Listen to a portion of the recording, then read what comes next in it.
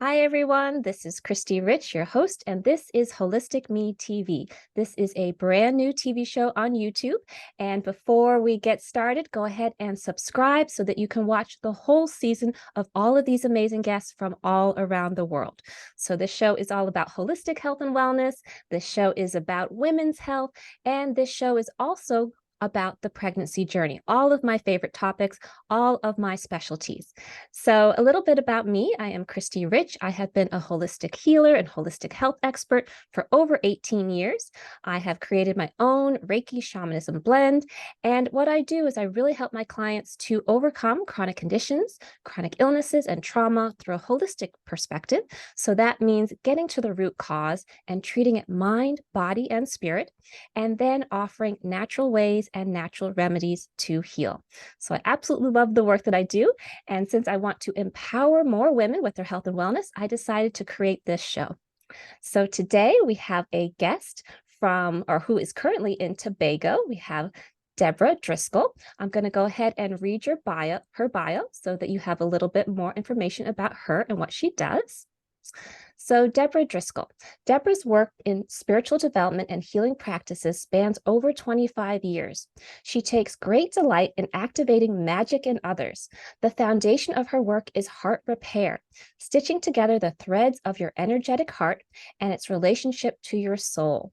Using intuitive guidance, spiritual practice, and storytelling, Debra helps people tap into their magic so they can heal, transform, and expand. Beautiful. Welcome, Debra. Hello, it's so great to be here. Oh, Thank wonderful. you. Great to have you as a guest. Mm, And I love the work that you do. You do so much and very different work from others. So, just briefly for everyone to know all of your titles, you're an author, spiritual teacher, energy guide, and the founder of Big Life Magic. So, for those who are not familiar with you and the work that you do, mm. can you tell us your story? Why do you do the work that you do? The work that I do now is like a direct mirror, I believe, in like what I've been seeking and what I've been developing in my own life. Like Mhm. as you shared for, actually it's close to 30 years now, working in different healing modalities, working in spiritual practice. And I have this deep curiosity about the human condition. Mm, Like, why do we feel the way that we feel? What are we seeking?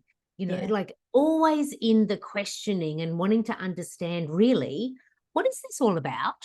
yeah, And how can we really tap in to get the most out of this earthbound experience? And beautiful. so over the years, that shifted based on my curiosity Well, with I the love different, that. studied so many different healing and spiritual practices, different modalities and, had amazing teachers.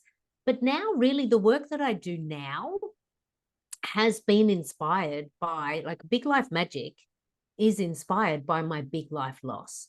Mm, So a part of being human, I believe, having a beating heart and being here in this massive, beautiful classroom we call Earth yes, is we have this contrast and diversity of experiences. yes. And I believe it's soul designed. Hmm. Like I believe our hearts break on purpose so our Hmm. souls can bounce. Wow. And Okay. I learned that through my own experience of my own big life loss, which was over 10 years ago now, the unexpected death of my son, Sage Joseph, one Hmm. month before his 11th birthday. Oh my goodness. Yes. Oh my goodness, indeed. We're talking like soul bouncing all over the place, heart Yes, broken into a million pieces, I'm like sure. complete Yes, shock, this was unexpected. He did not have a completely. illness. No. Yes. Well, he did, but it was undiagnosed. It was like a Oh. very rare condition in his heart that was undiagnosed and you can't see anything from the outside. And so, Oh. one night he goes to sleep and he just didn't wake up. Oh my goodness. That Yeah. is very shocking, especially for a young child. Yeah. Yeah. Like we were already planning his 11th birthday party. Oh my goodness. Like we're in the life. And then my life completely shifted. So how did you Obvious. bounce back from that? That is a terrible loss, especially for a mother. They say the worst thing that can happen is to lose a child. So how did Yeah. you bounce, and how did you see it as big life magic, or the opportunity to step into big life magic? Yeah, that's not immediate. That's a whole No. journey. Like, Yes. so the work that I do is I let people know there is a pathway from your big life loss to your big life magic. There Yes. is a reason, there is a purpose. And even though it hurts and you don't want it to happen, what if we actually move towards this is happening for me? This is actually a part of my soul design. So Mm-hmm. leading up to Sage's death, there's almost 20 years of my deep curiosity and learning and teaching and applying all that I knew about the human experience. And that's through the different healing modalities, spiritual practice, but I'm also an applied theatre practitioner. So I've worked with a Oh. lot of communities in ways that story and working with their stories and collective stories and through creative arts can also Oh. bring us into our magic. That's So I my have all of background this. too. I was an Oh, there you actress. go. Yeah, I was Yeah, an there actress, you stage go. actress for many years. We have so much in common. I love this. I didn't know that Yeah, about you. and well, there's a deep relationship between creativity and healing. They're both Yes. art, and they're Yes. both life, And they're both healing arts. They're even and they're called both healing arts. healing arts. Yes. Absolutely. And so when Sage unexpectedly died, I had all of that under me as a foundation. Good. And I had already learned about the human heart, the human experience, how we heal or how we don't heal. Yes. And Yes. so it was really clear to me that it was an amazing opportunity for me in my life to make some choices about how do I want to be in this. I got deeply curious about what's possible if I actually fold into this journey and Mm. discover what is in there.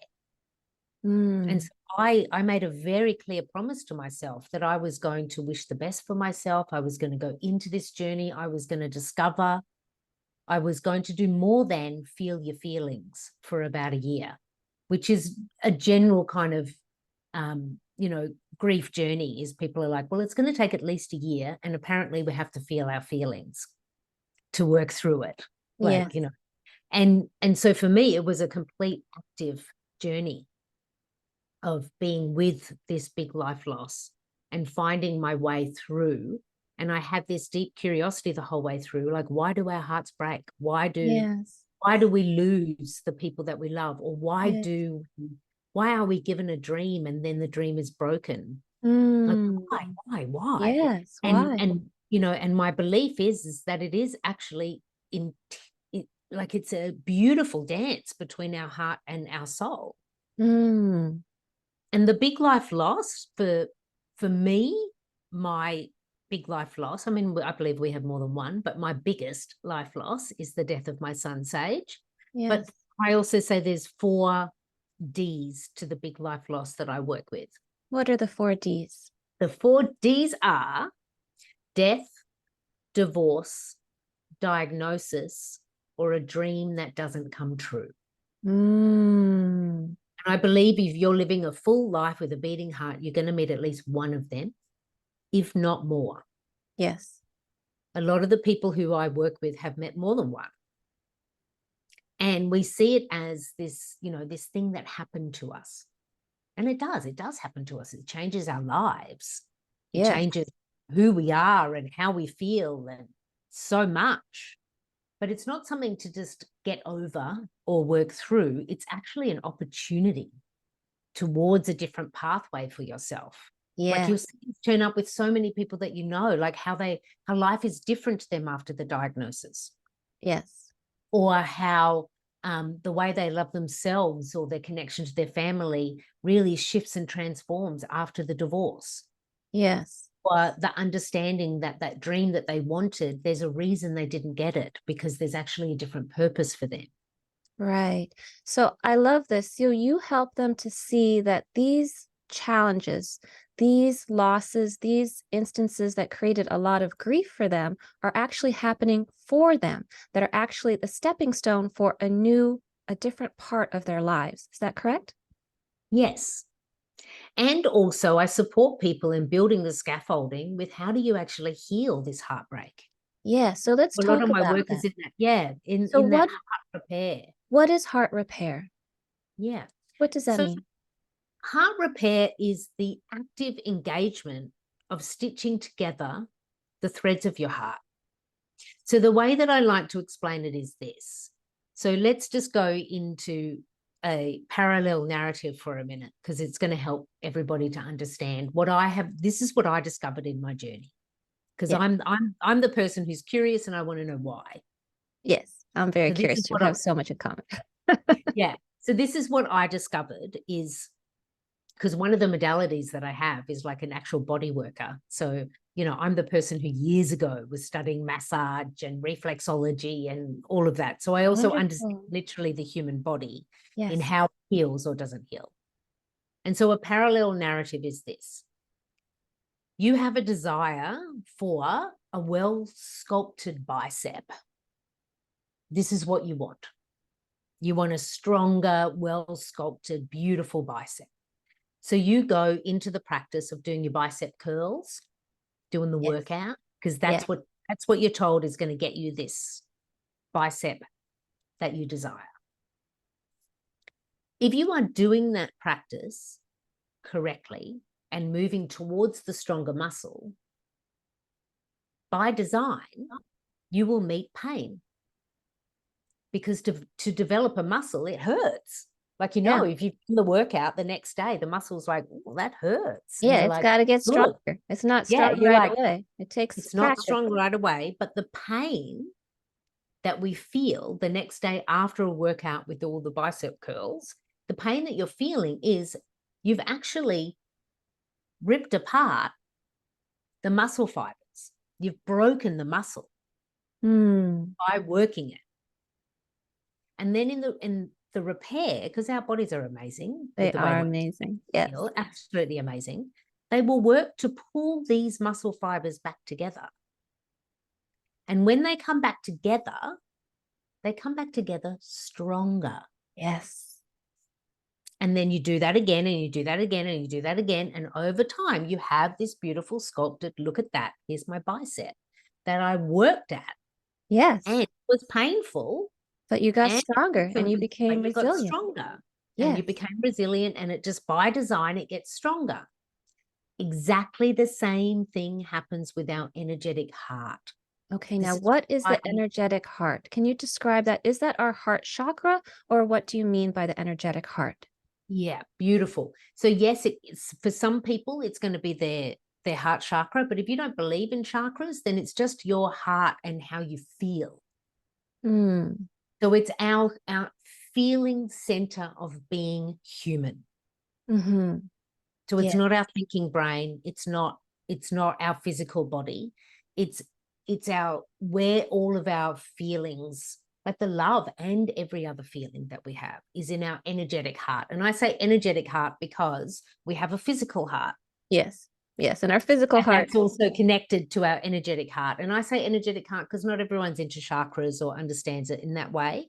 Mm-hmm. But the energetic heart has a direct relationship to our soul, because where is our soul seated?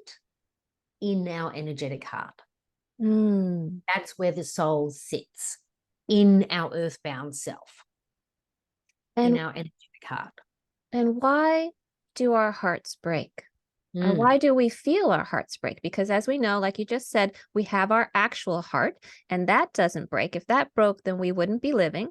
But our energetic heart, why does it feel like it's breaking sometimes? Because sometimes it actually does break. Because your heart will break. Your soul never breaks. Yes. Soul Soul never does. bounces. Yes. The soul never breaks. So the heart breaks on purpose by design so that we can actively work at pulling those fibers back together. Mm. So a big life loss comes and you get a rupture of the energetic heart. Like, that person I love is now gone. Yes. Or the dream that I had's not coming true. Yes. Or my mortality and my life and what all of this means is different now that I've received this diagnosis. Or whatever the case may be. But what happens, your energetic heart either like stretches and shatters or tears in some parts. But then what do you notice then? you're really, really conscious of your feelings. Yes. You've got a lot of attention on your energetic heart. And now here's the opportunity.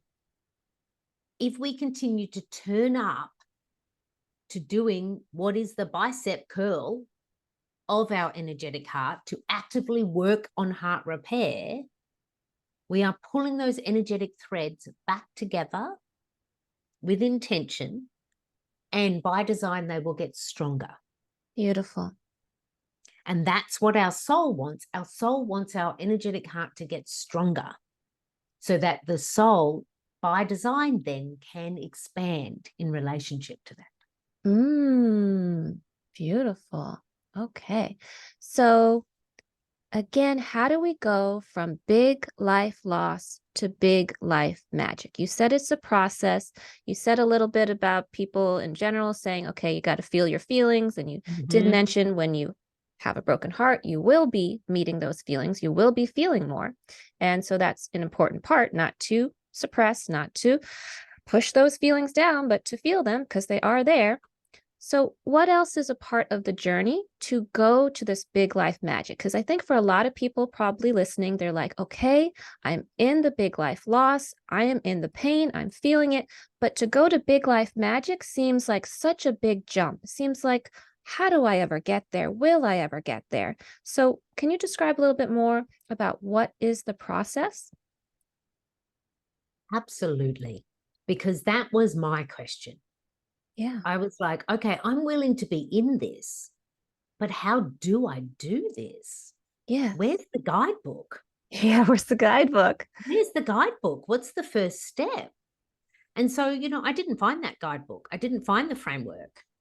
So I created it. Oh, beautiful. Yes.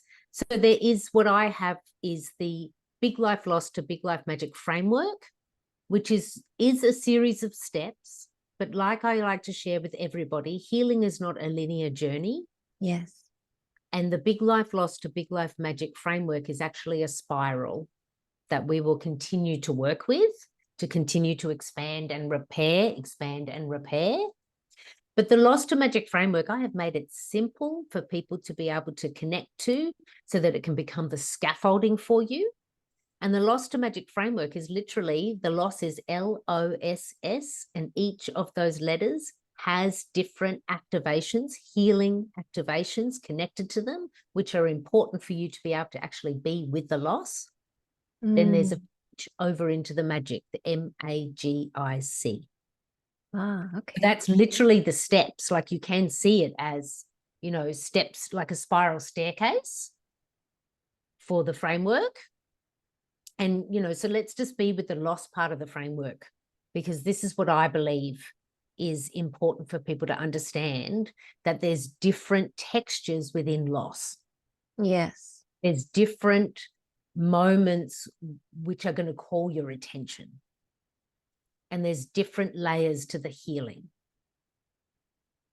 So the L is around love and loss, because all loss is about our experience of love. And then the O is about the obstacle and the opportunity. And the obstacle is we create them. We create our own obstacles in our own healing journeys, the things we don't want to connect to, the things we don't want to acknowledge, the ways we might self-medicate or self-sabotage our own healing journey. They're the obstacles. And are you also talking about the obstacles that we create as spirits before we come down onto the earth plane, that we set our own plan of what's going to happen and have obstacles so that we can grow? Are you also talking about that, or are you just talking about the obstacles that we are setting up for ourselves here that are in our way? Yeah, that is an excellent question. In the Loss to Magic framework, it's actually about what we create that gets in our way. Those bigger narratives around our soul directive and, what our soul, I call it your soul signature and your soul directive.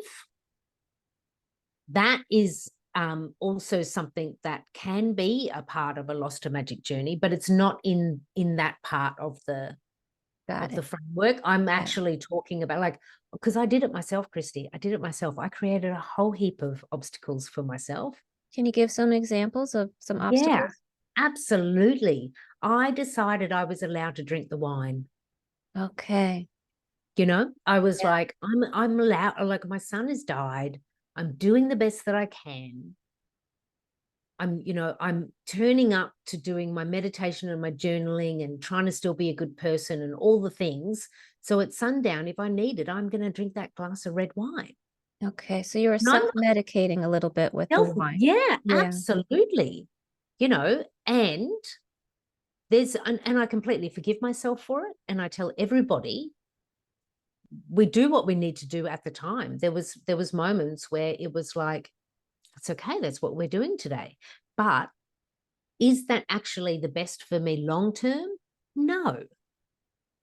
I created an obstacle, and then that became something that was a part of my journey, which wasn't actually helping me move through the loss towards the magic. Right. I Kept me in a see. loop. Mm-hmm. And Yeah. I can say this now as someone who has chosen sobriety, and I can see it from it. I'm there on the riverbank. I'm no longer in the river of wine, and I'm not giving judgment to anybody here about whatever you might choose to be able to get through a day of intense loss. We all do our best. We all We do our all best. do our best. There's absolutely no judgment about this, but the obstacle is also sometimes what we can use as a way to see what is the opportunity here. Because what I was doing with my own self-medication is I was just numbing everything, Right. and allowing myself to float down that river of wine, which Right. meant from a numb space, we don't create. Right. We can't grow from that. We can't grow from that. So where's the opportunity? If you don't numb yourself, Debra, then you can begin to really feel, and I'm going to admit it, it really hurts. Yeah. It does It hurt really sometimes. Yeah. hurts. And you need to be with that and work through that towards, where is this feeling leading me? And where that feeling led me is to discovering that there's a relationship between grief and joy. Mm. It led me to understand that our hearts break on purpose. It led me to Mm. understand that everything that I had been learning for now, at this point in the journey, 20 plus years, was all leading me towards helping humans understand why our hearts break. It led me Mm. to the work I do now, which is talking about grief transformation. It led me to writing my memoir, A Series of Surrenders. Like, look at all those Mm. opportunities. Yeah, it led you to your purpose. Yeah, once I took the obstacle away, and the obstacle we will often create for ourselves. And again, In a way, it's a way to cope at the it's the time way when that you're we really cope, and low. that, Yeah. yeah, and at certain points in the journey, we're doing the best that we can, and that's the scaffolding that's keeping us up.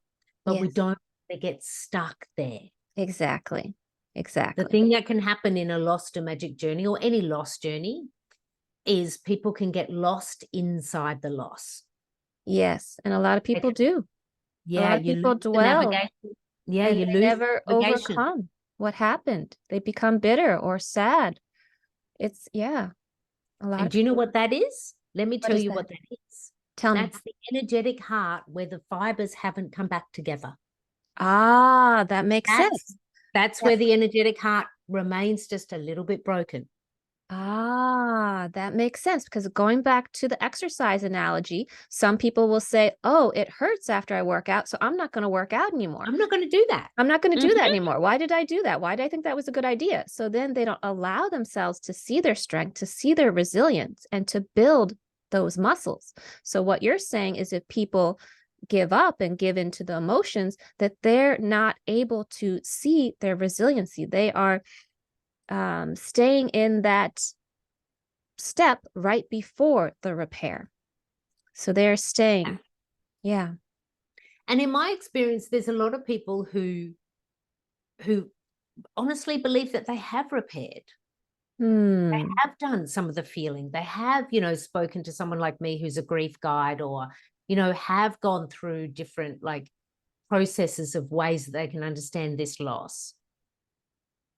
And for some people, really, it's just a Band-Aid. Yes.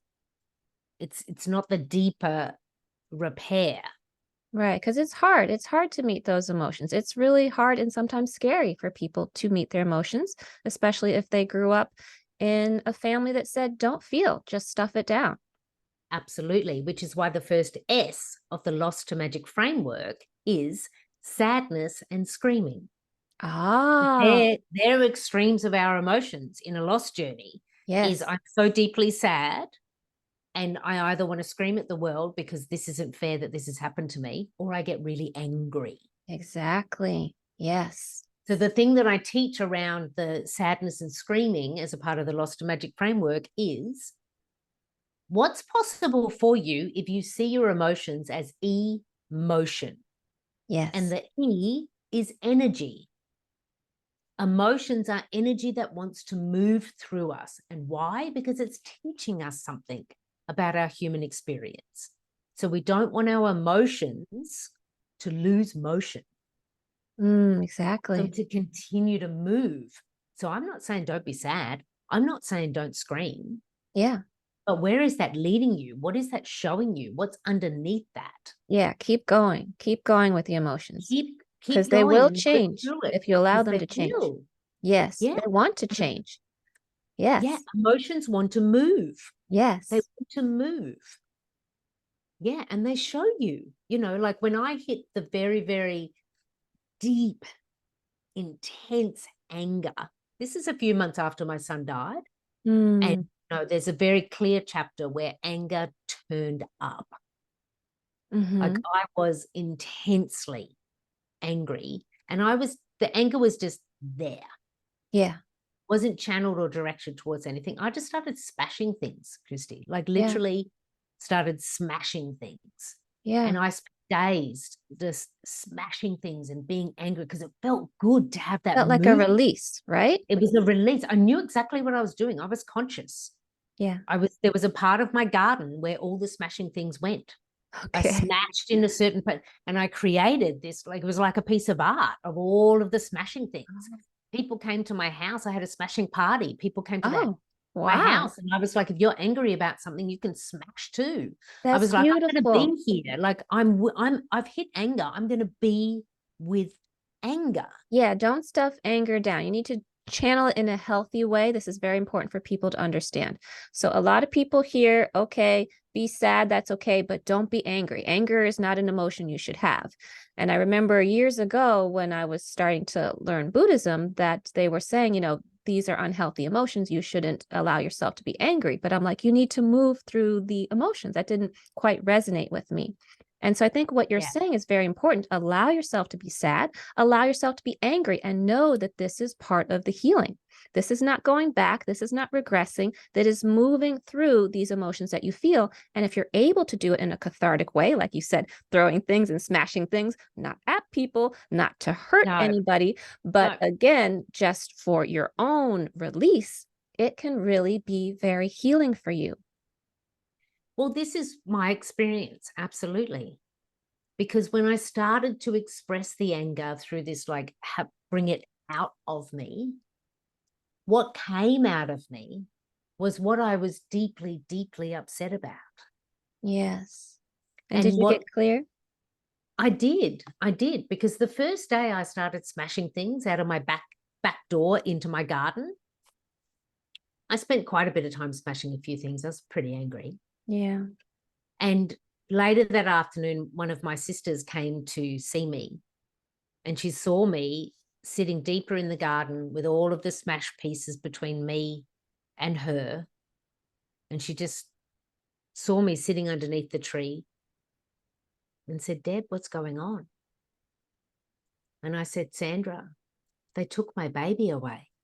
Yeah. And she said, who took your baby? And I said, the angels. The angels took my baby away. Mm, That's where I got to the deep pain of it. I was like, I trusted you, angels. I right. loved you. I prayed to you. Why did you take my baby away? He was mine. And like Right. that was a deeper pain that I hadn't reached yet in my journey. It took months to get to that point. And I was like, this is where my spiritual practice is challenged. I thought you were on my side, and that's why and then that's another whole like amazing story, which is a part of it's in my memoir, a series of surrenders around the direct conversation I had with angels. It's like, literally, why did you take my baby away? Oh, so you started to communicate with them. Beautiful. Yeah, absolutely. I started to have that conversation, was like, I need to understand this. Why did you take my baby away? And, their answer was, well, it was always designed. You and Sage decided that before you even came earthbound. He was always going to leave. You were always going to stay. We didn't do anything that you hadn't already planned. Yes, yes. So this is important also for people to understand, is when you have grief, when you have a loss, it's not just one emotion that you feel. It's not just the sadness of losing someone, but like you said, you felt betrayed by the divine, that you had been a very spiritual person, you've been doing all this work, and how could this happen when you were so devoted? So it's a lot of different emotions that you were dealing with, but you weren't conscious until you went through the process and got that clarity. So very important for people to understand. So was there another step of the LOSS that you wanted to share? I have so many more questions for you, so I want to make sure I get some more in. Yeah, Did we do the last absolutely. S, or do we only do the first S? The last S is surrender. Surrender. Yes.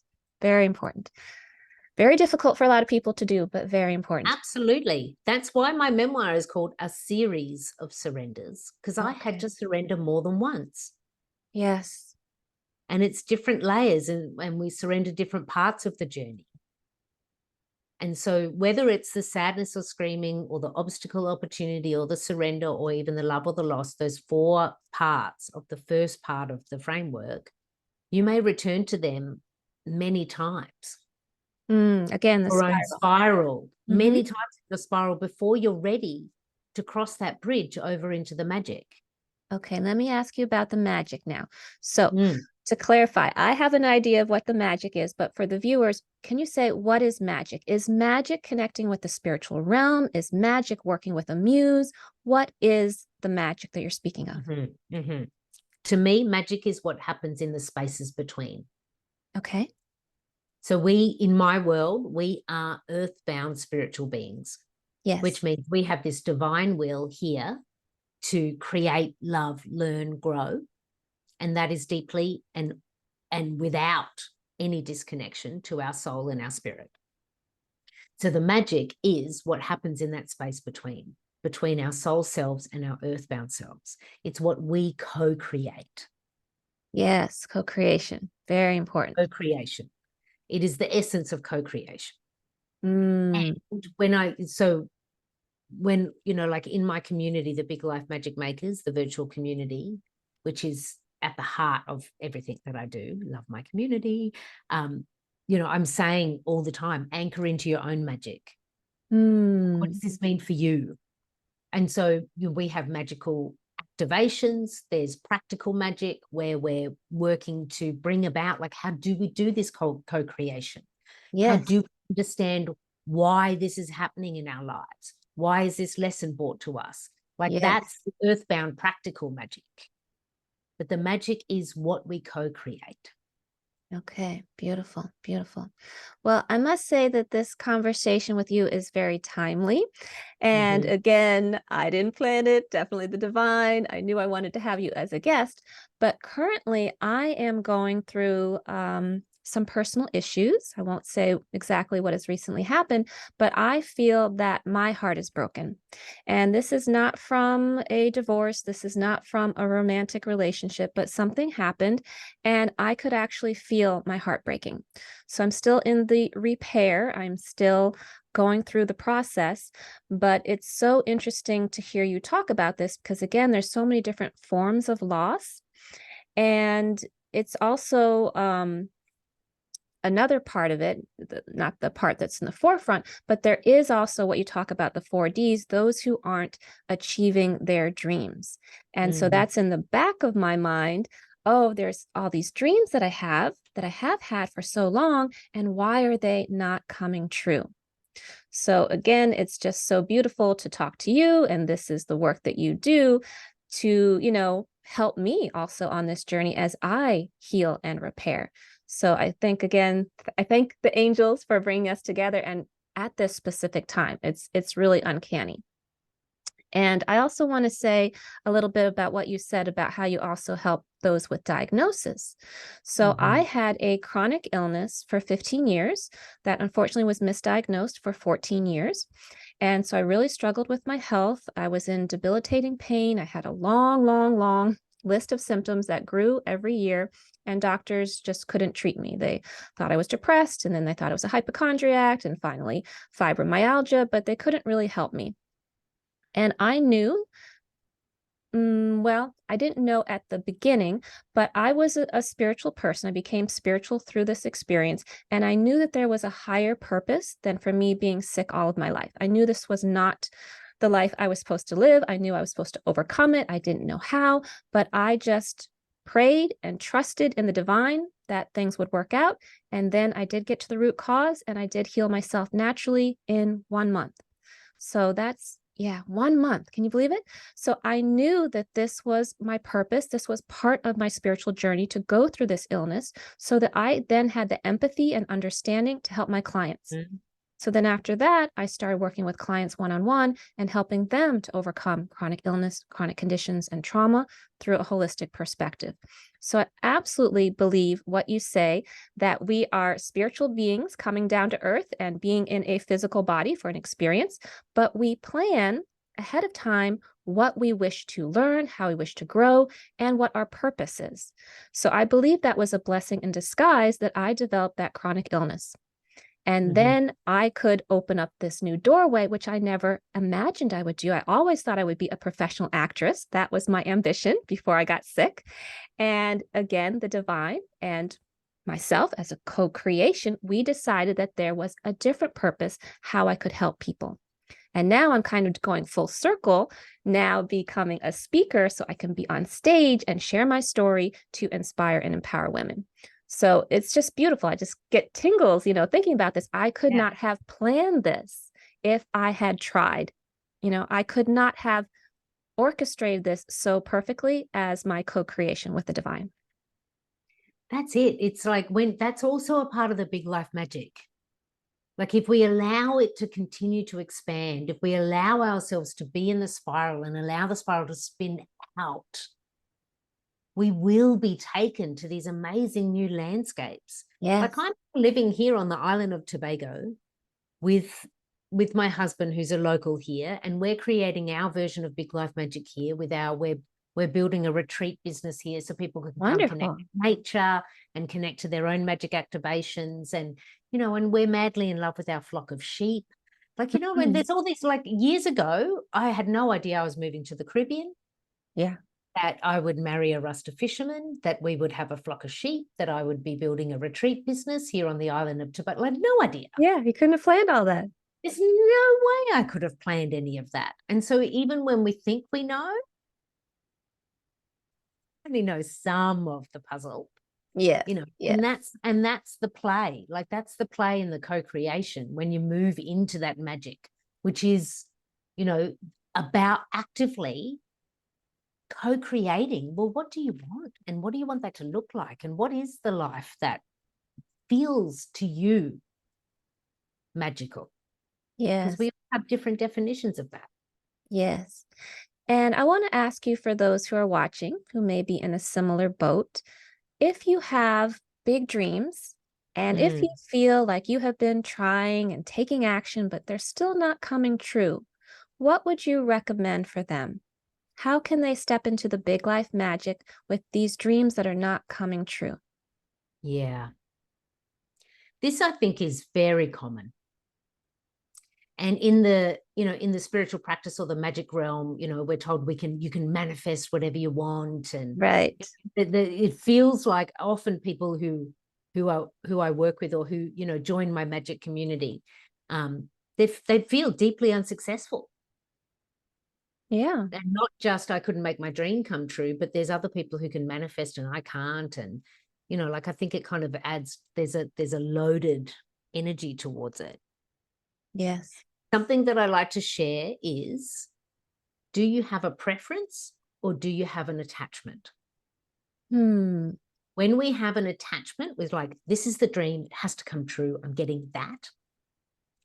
What we're actually doing is limiting the space for the magic. There's no space in between.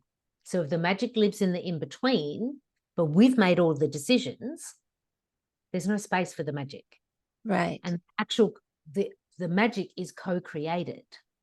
So if a dream isn't coming true, can you step back, release your fingers of attachment, and move into the vibration of preference? It is my preference to have this particular dream. Universe, can you help me? Either give me that or something better. Yes, I always My say that preference, phrase. yeah, this is my This or preference something to better. move. Yeah, this or something better. And this is my preference to move in this direction. But if this is actually not a part of my soul signature, can you give me some clues about what is? And can you help me to release this attachment? Can you help me to release the attachment? Yes. Yeah. So it also sounds, excuse me, that you're Mm. inviting the divine to come in. So if you have a dream and you've been working hard and putting all the effort in, working with a coach, etc., and it's not happening, that you can release your fingers, so let go of the attachment, but then invite the divine in. Okay, now you dance with me. Now what do you have to show me? How can you help me to achieve this dream? So it's not about you anymore. It's about working together and allowing the divine in, because often we think we have to do everything on our own in this physical world, and we forget about the divine, and we forget that we need to invite them in, that they give us free will, and we cannot expect they will just do everything for us. We need to ask for help for them to come in and help us. Yeah, that's co-creation. It's turning up for your part to play. Absolutely. And when the divine gives you a wink, gives you a hint, take it as truth and follow accordingly. Say thank you and then follow accordingly. Yes. Because we're not going to be given the whole story, every single step in one download, one meditation, one journaling practice. It unfolds. Yes, absolutely. Absolutely. And to talk a little bit more about how you help people with diagnosis, I just want to bring in another story, if I can, and open up the possibility for people, because I believe that it's very scary and it's very difficult to receive a diagnosis. And my father, many years ago, he was diagnosed with hemochromatosis. So he had toxic levels of iron in his blood, and they were so toxic that he was told he only had a few months to live. They really did not believe he was going to live, I think past 6 months. I can't remember exact amount of time, but it was very short. And I was in high school at the time. And my father was close with me, and he could not foresee me growing up without him. And so he was very proactive and he did everything that he could. But of course, he was very scared with this diagnosis, and he was able to overcome it. He was able to reverse it. So he's in his 70s today. He has no health issues, very, very healthy. So I think it's very important for people when they get a diagnosis to take it with a grain of salt, and to remember we are spirit and we are limitless and we can do amazing things. So just with my story showing that I could overcome a chronic illness after 15 years in 1 month, my father was able to reverse something that he was only given a few months to live, and he no longer has that issue anymore. So it's very important for people to know that doctors are very well-meaning. They love to give diagnoses. They do not see things holistically often, do not see things mind, body, and spirit to understand the root cause of why you got something. And because of that, they're only seeing a third of the equation, only the physical body. So if you work with someone who can help you holistically, then you can work on the mental body, you can work on the spiritual body, and then you can understand really the root cause so you can overcome these conditions. So I just want to inspire those watching that even though you're given a diagnosis, that does not mean that you are doomed or that you are within the confines of what doctors believe that diagnosis means. Yeah. And again, it's also an opportunity for you to be in relationship with yourself in a new way. Yes, absolutely. That's what I find with a lot of the people I work with, because sometimes people will come to work with me after the initial treatments are complete, or they've gone as far as they can with what the doctors can do for the physical body. That's often when I meet people in a lost to magic journey, which is, like okay, well, all the chemo's finished. I've been given, you know, the green light to begin to rebuild my life. But how do I And do that? I don't know how to do that. And Right. often what I find with people is, because there's a lot of focus on the physical body and the healing, which is absolutely necessary in whatever way you choose to do that, the energetic heart has just been waiting its turn. Mm, So again, the work that I do is on the energetic heart. yes. So a cancer or a rare diagnosis, or for some people, it's the diagnosis that there's something happening in their reproductive system. And then it's not only a diagnosis, the dream of not becoming a mother becomes Right. real. So it's a Yeah. double whammy, Yes. and it's like, well, all of this is happening to me. Why doesn't my body work? Like, Yes. all of that, like unpack all of that. And we don't immediately go up to spirit and say, well, what did spirit have to say about it? Like, that's not a part of, the initial steps, but there is a place where you can actually be with what is. Mm-hmm. What am I learning now? What does this mean for me in my life path? And unfold from there. And what I find with a lot of people who I work with in the realm of the diagnosis is there is a real kind of, it's almost like, to me, in the witnessing of, it's like people reincarnate in the same body. Explain that. It means like there's like they're given a sense of like being partly reborn, to Mm. kind of come back into, like, they're still the same person. Like, I'm still Debra, but you get an opportunity to, like, a whole new lease of life. Yes. Yes. Like, and it's a sense of being able to like reclaim parts of.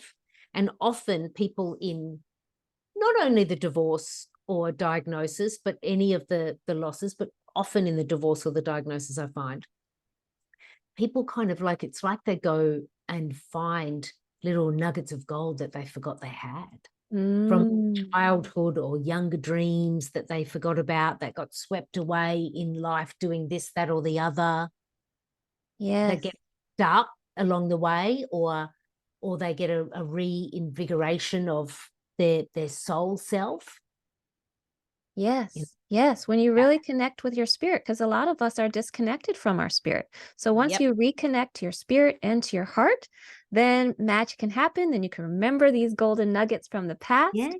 And I love what you say about the importance of focusing on your heart and love, because unfortunately, again, so many of us put our body down, put ourselves down for our challenges or our health condition. And what does that do to the body? The body keeps score, as they say. It remembers everything. It has muscle memory. So if you can send love to yourself, that is so healing on so many different levels, mind, body, and spirit.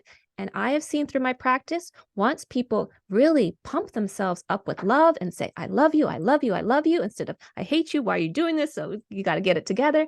They start to heal and transform. It's really beautiful how healing love is.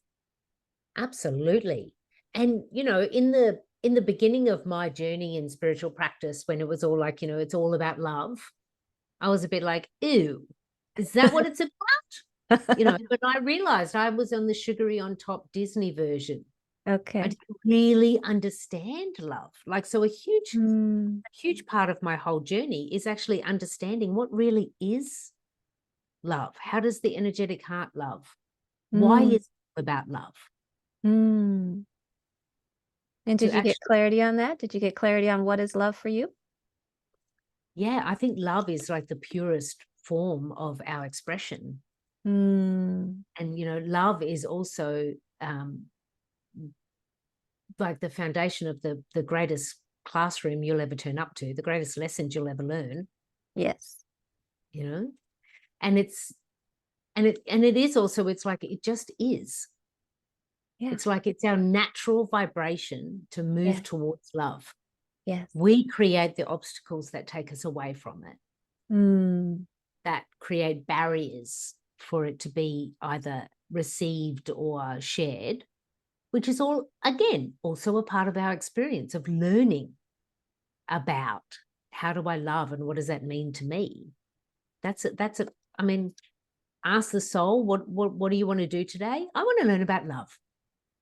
That's what the soul's going to say every day. Can we learn some new stuff about love? Okay, then let's do that again. Beautiful. So take us into how you work with your clients. You've said a little bit about with your framework that you teach. Tell us a little bit more about how someone can work with you, what it's like to work with you. Yeah. When I'm working with the Lost to Magic framework, that work is one-on-one, because everyone's journey is so unique and beautiful. It's not something that can be, here's the cookie cutter, it's going to fit everybody. That's not how that works when I'm working intimately in heart repair with people. So the heart repair work that I do, the intuitive guidance that I do, that's one-to-one work. And it also means we can move at the pace for the person in the rhythm of what they need. And essentially it's going through the framework, but it's helping them with creating the scaffolding that they need to hold themselves up when the loss is heavy. And then when they're ready to begin to move into that magical co-creation. So that's definitely one way that I work with people. Another way that I work with many, many people, which is an absolute delight, is a couple of years ago, I opened a virtual community called the Big Life Magic Makers. And this is for people who want to have spiritual practice as a part of their life. They want to be with others who also want to talk about spiritual practice. They also want to know, like, if I'm going to follow the moon, how do I do that? What does that even mean? How do I sharpen my intuition?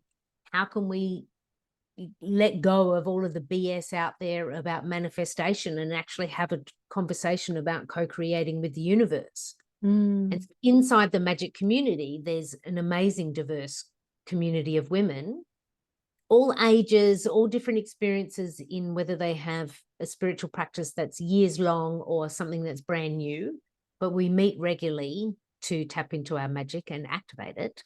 Beautiful. Great. Yeah. That's also another way that I work with people. Okay, beautiful. And I know that you help them with the 4Ds. One more time, if you can say what they are.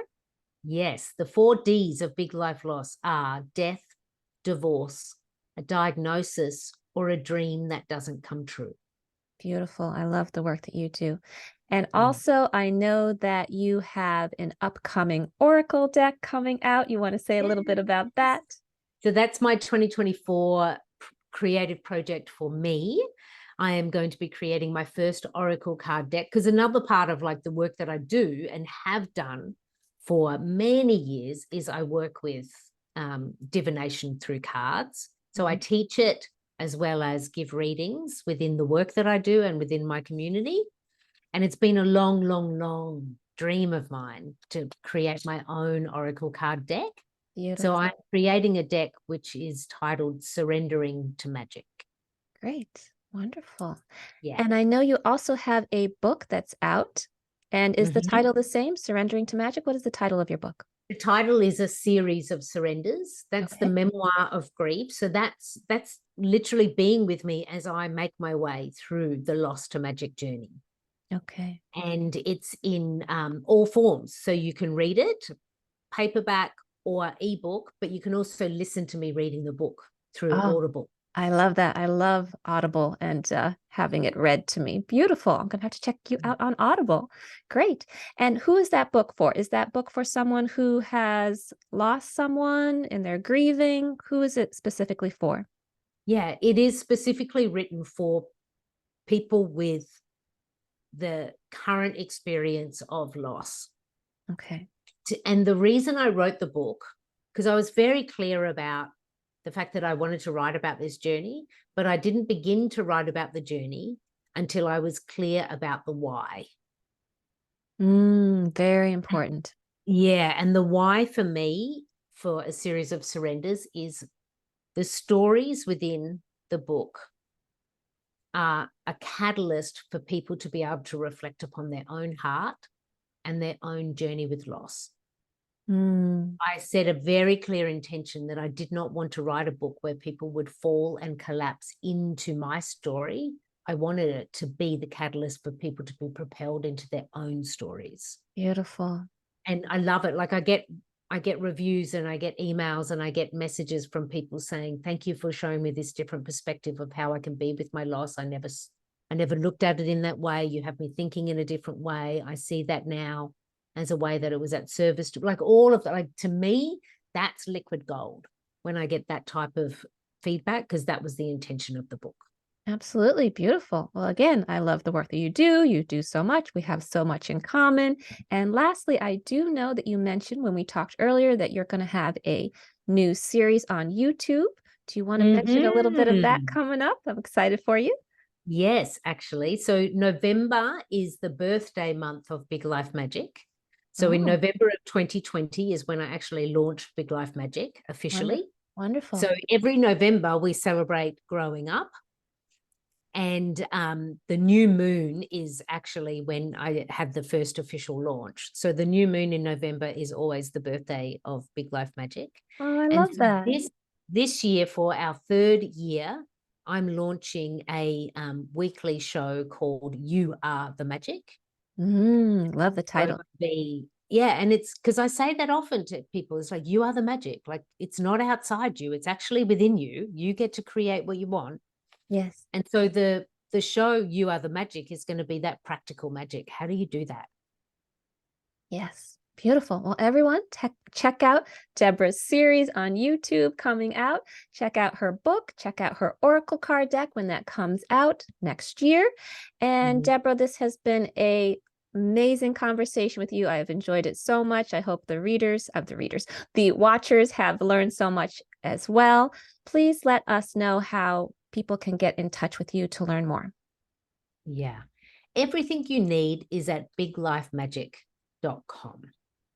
And I can also share with you, Khristee, I can also share a link. I've created a free resource called the Heart Repair Meditation and Prompts. Oh, wonderful. So it's a meditation I've specifically recorded, which is, an initial first step. I want to move towards my heart repair. And it's also supported with some journal prompts where people can just start to explore, what does this mean for me? How is my heart? Because if we're not connected to it, it's really hard to repair it. Yes, it is. Yeah. So I can also share that link. That's a free resource that I share with anybody interested in just taking the first step on your own Loss to Magic journey. Wonderful. Is just begin to create that relationship with your heart. Great. So we will put that in the description below. So everyone go to the description. You can read all about Debra's work, and all of her links will be there below. So definitely just click on those links for easy access. And also, thank everyone for watching this video today. If you have enjoyed this video, please give it a thumbs up, give it a like. Please leave us a comment if you have a comment of something you learned today, something that resonated with you. And also, if you have a question, please ask a question and we will circle back and we will answer that for you. So it doesn't matter when you leave it, just leave a comment and we will circle back. And share this video so more people can learn about Debra's work. I think it's absolutely beautiful and so important. I know so many people going through the 4 big Ds. As I mentioned, I'm going through it myself as well, so I completely resonate with it.